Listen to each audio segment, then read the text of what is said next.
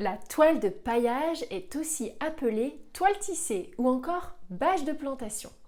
Vous savez, il s'agit de cette toile de couleur verte, noire ou marron que l'on pose sur la terre pour empêcher les mauvaises herbes de pousser au pied des plantes. J'imagine que vous voulez avoir un jardin facile d'entretien.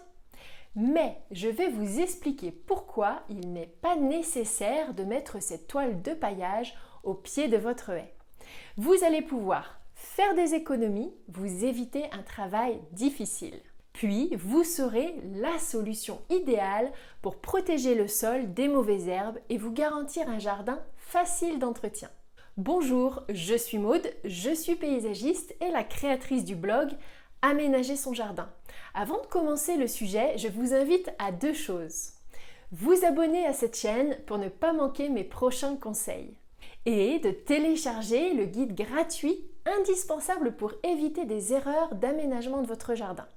Pour cela, faites pause et cliquez simplement sur le lien pour le recevoir en PDF. Pourquoi c'est has-been de mettre une toile de paillage sous sa haie? Première raison, recouvrir le sol d'une bâche en plastique, c'est pas naturel. Les toiles tissées de paillage sont dans la grande majorité des cas en polypropylène, c'est-à-dire en plastique. C'est très polluant à produire et tout sauf biodégradable. Qui a envie d'enterrer du plastique dans son jardin à l'heure actuelle? Alors que les préoccupations sont à retrouver des jardins vivants qui nous reconnectent à la nature. Vous savez peut-être qu'il existe des toiles de paillage naturelles et biodégradables.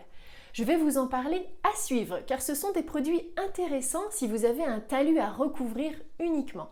Si votre jardin est relativement plat, je vais vous conseiller une méthode naturelle bien plus économique à suivre. Alors écoutez-moi bien jusqu'au bout. Les toiles tissées, c'est pas joli. La deuxième raison pourquoi je suis contre l'utilisation des toiles de paillage en plastique, c'est que franchement, c'est pas joli du tout. À moins que cela vous soit égal que votre jardin ressemble au parking de votre entreprise ou du McDonald's. Et encore, ils font de plus en plus de beaux aménagements extérieurs autour de ces fast-foods. Trêve de plaisanterie, les jardins aseptisés avec ces bâches vertes paraissent sans vie. C'est un peu plus supportable à l'œil avec les toiles de paillage de couleur noire ou marron. Mais honnêtement, c'est loin d'être harmonieux dans un jardin. Certains d'entre vous ont sans doute l'idée de recouvrir la bâche avec des copeaux de bois pour la cacher. Voyons ce qu'il en est à suivre. Recouvrir la toile de paillage. Est-ce une bonne idée? Première idée, recouvrir la bâche avec des copeaux de bois. Je vais vous répondre très directement. Vous perdez votre temps et votre argent. Il y a bien plus simple que de faire tout ça au pied de vos plantes. Cela ne sert à rien car cela fait double emploi. C'est cher, vous allez devoir acheter des rouleaux de toile de paillage, des agrafes spéciales et en plus recouvrir le tout en achetant des copeaux de bois. Et puis, cela va vous demander un sacré travail, car mettre ce type de toile tissée en place ne s'improvise pas. C'est même un peu physique, car il faut faire une tranchée tout le tour pour enterrer la bâche correctement. Vous devez couper la toile au cutter pour pouvoir planter chaque plante. Et enfin, recouvrir le tout avec les morceaux de bois. Mais la raison numéro 1 pourquoi c'est pas une bonne idée de faire tout ça, c'est que les copeaux ou paillettes de bois vont glisser sur la toile et atterrir sur votre gazon avec le vent. La deuxième idée que vous pouvez avoir, c'est de recouvrir une toile de paillage avec un paillage minéral. Pour cette solution, je vais être moins critique, car c'est viable de recouvrir la toile avec un paillage minéral uniquement si vous ne prévoyez pas de marcher sur ces zones, car sinon la bâche va réapparaître avec vos passages répétés.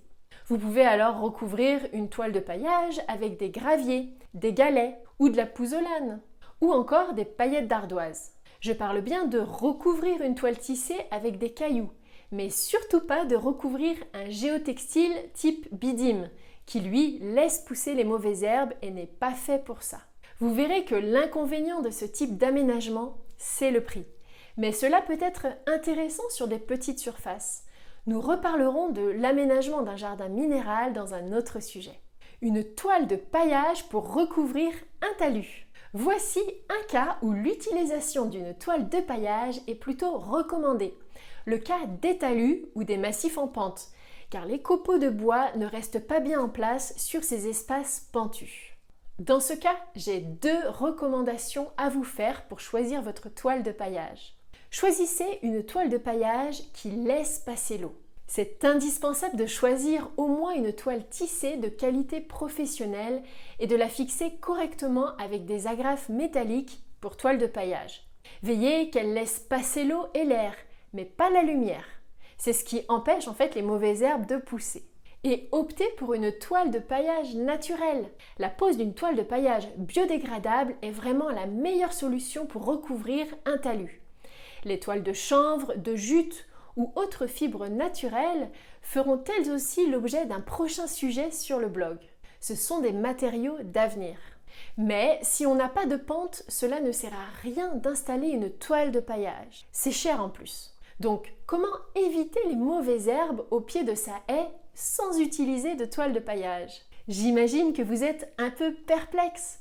Vous rêvez d'un jardin facile à entretenir et je vous recommande de ne pas utiliser de toile de paillage. Sauf dans les cas de talus, vous l'avez compris, ou de jardin minéral. Si vous suivez le blog, vous savez que je ne vais surtout pas vous conseiller d'utiliser des pesticides pour enlever les mauvaises herbes. Et rassurez-vous, je ne vais pas non plus vous conseiller de passer vos week-ends à enlever les mauvaises herbes entre les plantes. Il y a d'autres choses bien plus agréables à faire au jardin, comme des plantations, que de passer son temps à désherber. Ne laissez pas non plus du gazon entre les plantes, car cela va être très difficile de tondre et votre jardin va paraître très mal entretenu. Écoutez bien ceci. La solution la plus efficace, économique, esthétique et naturelle et qui en plus demandera le moins de travail à mettre en place, oui, tout ça ensemble c'est possible, c'est de recouvrir le sol sous votre haie ainsi que la terre de vos massifs de copeaux de bois. C'est ce qu'on appelle un paillage végétal. C'est une solution efficace. Si vous mettez une belle épaisseur de paillage d'environ 7 cm, cela fonctionne à 95% je dirais contre les mauvaises herbes. C'est économique si vous achetez ce paillage chez un fournisseur professionnel qui vend également aux particuliers. N'allez surtout pas en jardinerie, vous allez payer une petite fortune. Et remarquez aussi que c'est bien moins cher que d'acheter un paillage minéral. Vous pouvez répandre des copeaux de bois sur les grandes surfaces de massifs, sans pour autant exploser votre budget. Cette esthétique des copeaux de bois qui vont naturellement griser pour s'approcher de la couleur des troncs d'arbres et que l'on ne verra presque plus quand les plantes auront poussé. C'est naturel, c'est la méthode recommandée pour jardiner bio et même par les adeptes de la permaculture, car on protège la vie du sol. Maintenant, j'imagine que vous voulez savoir comment faire, comment bien le mettre en place. Alors, allez voir le sujet où je parle de comment bien étaler des copeaux de bois au pied des plantes. Je vous explique tout pas à pas. Avant cela, dites-moi dans les commentaires si je vous ai convaincu de ne pas utiliser de toile de paillage en plastique. À très bientôt pour le prochain sujet.